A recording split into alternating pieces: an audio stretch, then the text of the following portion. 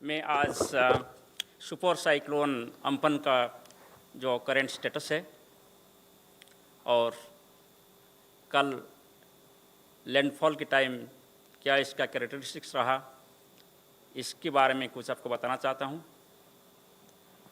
आप अभी ये जो मोबिलुफ देख रहे हैं, ये सुपर साइक्लोन अम्पन का लाइफ हिस्ट्री है। वो कैसे जेनेसिस हुआ और कैसे इनिशियली उत्तर पश्चिम दिशा पे गति करके इसके बाद इसका दिशा में परिवर्तन हुआ और उत्तर पूर्व दिशा में गति करके, जैसे कल का प्रेस कॉन्फ्रेंस में आपको ये इन्फॉर्मेशन दिया था कि लैंडफॉल प्रोसेस शुरू हो गया था 2:30 बजे और ये 3:30 से 5:30 बजे के अंदर, जैसे ही हमने बताया था, दीघा और हतिया आइलैंड के बीच जो सुंदरबंस है, वही इलाका में सुंदरबंस के ऊपर तट को पार किया। और जैसे ही हम बताए थे कि जब ये सुपर साइक्लोन तट को पार करेगा, इसका विंड स्पीड ऐसे ही 155 to 165 किलोमीटर्स प्रति घंटा और गस्टिनेस में 185 किलोमीटर प्रति घंटा का एस्टिमेट किया गया है। और इसके बाद जो हमने जैसे इन्फॉर्मेशन दिया था कि ये कलकत्ता के पास जाएगा और सभी डिस्ट्रिक्ट्स जैसे साउथ और नॉर्थ 24 परगना, ईस्ट मिदनापुर में ज़्यादा इसका इम्पैक्ट रहेगा और इसके बाद कलकत्ता, हुगली, हावड़ा डिस्ट्रिक्ट्स में इसका भी बहुत सीवियर इम्पैक्ट रहेगा। ऐसे ही लगभग देखने को मिल रहा है, जैसे प्रधान साहब ने आपको सूचित किए हैं।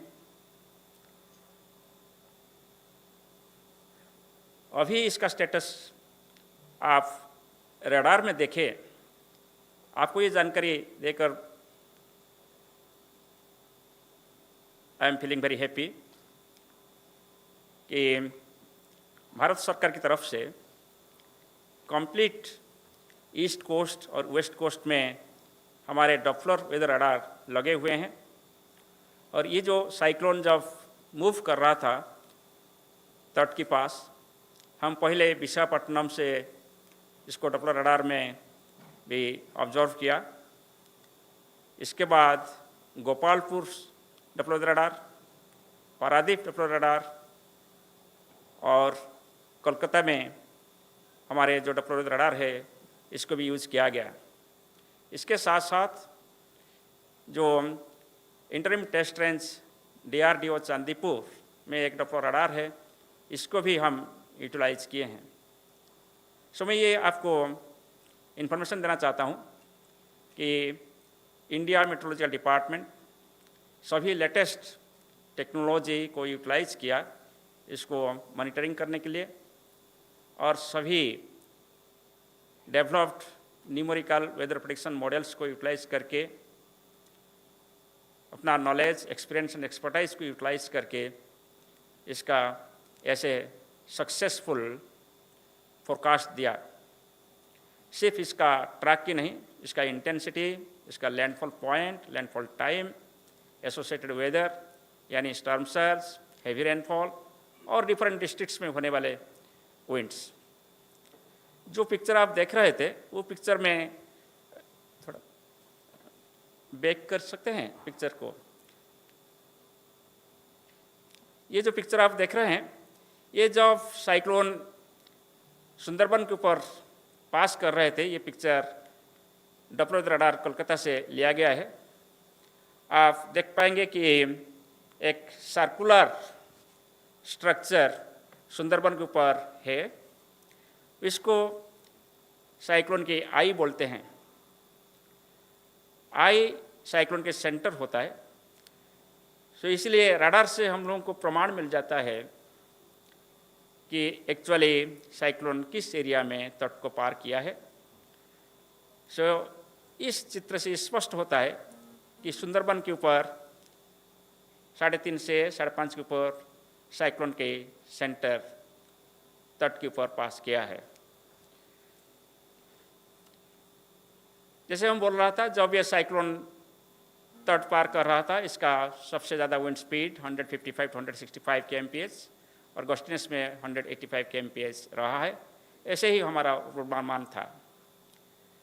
कोलकाता, हावड़ा, हुगली वगैरह एरिया में भी हम बहुत हाई विंड स्पीड प्रेडिक्ट किए थे। फॉर एग्जांपल, कोलकाता के लिए हमारा पूर्वानुमान था कि 110 से 135 किलोमीटर प्रति घंटा, और जो विंड रिकॉर्ड किया गया कोलकाता में वो 130 किलोमीटर प्रति घंटा दमदम में जो हमारा ऑब्जर्वेटरी है उसमें रिकॉर्ड किया गया है, और ये 6:55 पर रिकॉर्ड किया गया है। कोलकाता के ऊपर लगभग 5 बजे से विंड स्पीड बढ़ना शुरू हुआ और सबसे ज़्यादा विंड स्पीड लगभग 7 बजे के 7:20 तक रहा। इसके बाद विंड स्पीड कम रहा। सो इसका जो इंटेंस विंड स्पीड कोलकाता के ऊपर लगभग 5 बजे से 9 बजे तक रहा, और इसके बाद धीरे धीरे कम हुआ जैसे साइक्लोन धीरे धीरे उत्तर पूर्व दिशा में इसका मूवमेंट जारी रखा। इसके साथ साथ पूरी इलाका में south and north 24 Pargana, east Midnapore, Howrah, Hooghly, Kolkata वगैरह सभी जगह में heavy to extremely heavy rainfall हुआ है। जैसे कोलकाता में आज 5:30 बजे तक रेनफॉल आलीपुर में 24 सेंटीमीटर और दमदम में 20 सेंटीमीटर और हल्दिया में 8 सेंटीमीटर रिकॉर्ड हुआ है। जो अब 20 सेंटीमीटर से रेनफॉल ज़्यादा होता है, इसको हम एक्सट्रीमली हेवी रेनफॉल बोलते हैं। ये साइक्लोन कोलकाता के ऊपर मूवमेंट किए हुए नॉर्थ ईस्ट दिशा में इसका गति चालू रखा, और आज सुबह ये वीक होकर एक साइक्लोनिक स्टॉर्म में परिणत हो गया। कल रात को 11:30 बजे ये cyclone India Bangladesh border cross किया, और आज सुबह ये बांग्लादेश के ऊपर एक साइक्लोनिक स्टॉर्म जैसे स्थित था, और इसका विंड स्पीड लगभग 60 से 70 किलोमीटर प्रति घंटा और गस्टिनेस में 80 किलोमीटर प्रति घंटा था। और फिर और नॉर्थ ईस्ट गति करते हुए आज दोपहर को ये बांग्लादेश के ऊपर अभी केंद्रीभूत है, मगर ये वीक होकर एक डीप डिप्रेशन में परिणत हो गया है। इसका मतलब ये है कि अभी कोई साइक्लोन का खतरा बांग्लादेश में भी नहीं है, ये डीप डिप्रेशन हो गया है। मगर जैसे हम कल बोल रहे थे, कल रात से बारिश सदर्न वेस्ट बंगाल और असम और मेघालय में शुरू हो गया था, और इसका बारिश अभी कैसे होने वाले हैं इसके बारे में आपको बताऊंगा। ये है अभी तक जो हम विंड का पूर्वानुमान कर रहे हैं बांग्लादेश इलाका में, और इसके साथ साथ जो हमारा मेघालय, वेस्टर्न मेघालय इलाका में, वहाँ अभी 50 से 60 किलोमीटर प्रति घंटा विंड अगले 3 घंटा के लिए हो सकता है, और इसके बाद और 6 घंटा के लिए विंड स्पीड 40 से 50 किलोमीटर प्रति घंटा और धीरे धीरे कम होते हुए 30 से 40 किलोमीटर प्रति घंटा होने का उम्मीद कर रहे हैं। और कल सुबह इस एरिया में और इसकी वजह से कोई ऐसे स्ट्रांग विंड होने का उम्मीद नहीं है। अभी ये जो विंड मैं आपको बता रहा हूँ, इसमें ज़्यादा कुछ स्ट्रक्चरल डैमेज होने का एक्सपेक्टेशन नहीं है। ये विंड्स में ज़्यादा से ज़्यादा कोई ट्री ब्रांचेस ब्रेकिंग हो सकता है, स्मॉल ट्रीज, और जैसे कोई हॉर्टिकल्चरल क्रॉप्स, बनाना, पपैया वगैरह अफेक्टेड हो सकता है।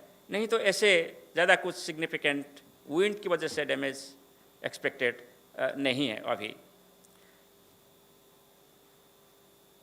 मैं जस्ट आपका जानकारी के लिए, जैसे प्रधान साहब ने आपको सूचित किए हैं, कि भारत मौसम विज्ञान विभाग कैसे टाइम टू टाइम जानकारी दी और पूर्वानुमान कितने सही तरीक़ा से और अच्छा लीड पीरियड के साथ प्रदान किए गए।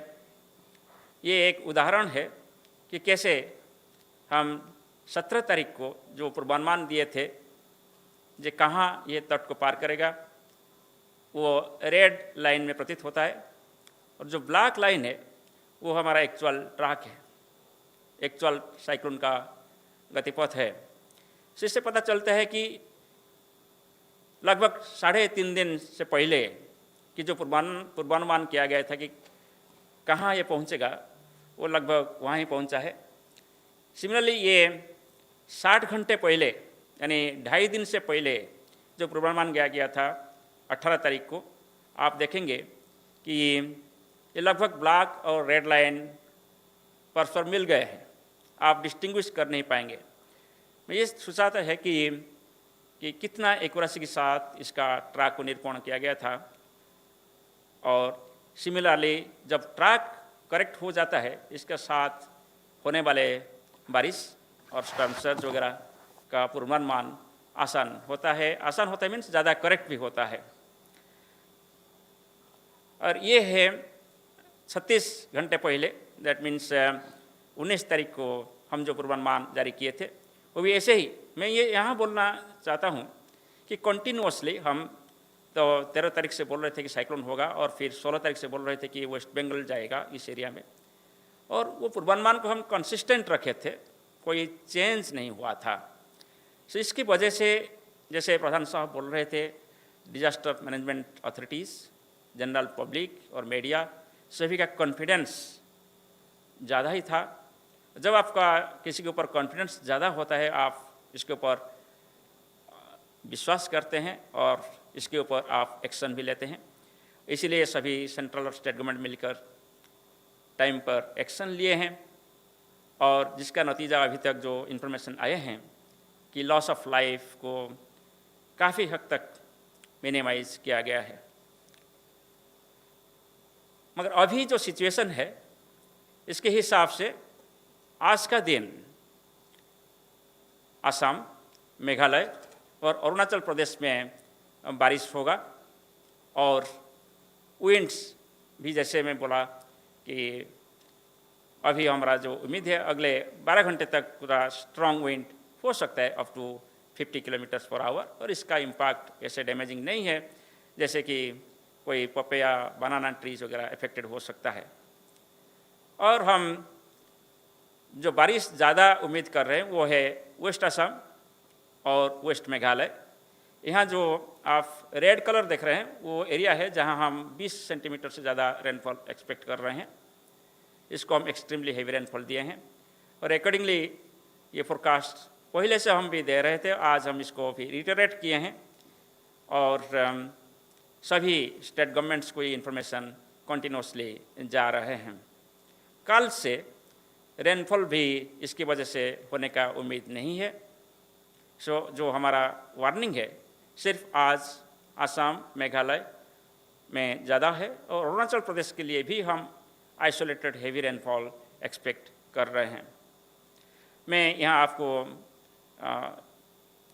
इन्फॉर्म करना चाहता हूँ कि इसके अभी वेस्ट बंगाल में कोई प्रभाव नहीं है, इसलिए साइक्लोन की वजह से कोई ऐसे एडवर्स सिचुएशन अभी नहीं होगा रिलीफ रेस्क्यू ऑपरेशन के लिए। फिर भी हम दूसरे जो वेदर सिस्टम्स वगैरह हैं इसके ऊपर नज़र रखे हैं और टाइम टू टाइम हम दूसरे adverse weather systems like thunderstorms के बारे में भी हम सूचित करते रहेंगे।